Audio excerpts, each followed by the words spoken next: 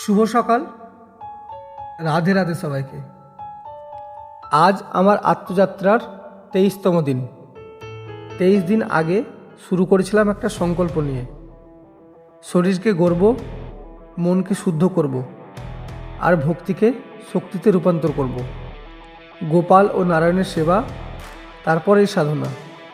এটাই আমার শৃঙ্খলা। এখানে কোনো জিম নেই, কোনো দামি মেশিন নেই, শুধু নিজের শরীর, নিজের শ্বাস আর নিজের ইচ্ছা শক্তি। ক্লান্তি আসে, মন বলে আজ না করলেও চলবে, কিন্তু ভেতরের কণ্ঠ বলে সংকল্প যখন নিয়েছো থামলে তো আর চলবে না। 23 দিন মানে শুধু সংখ্যা না, 23টা প্রমাণ যে আমি হার মানিনি।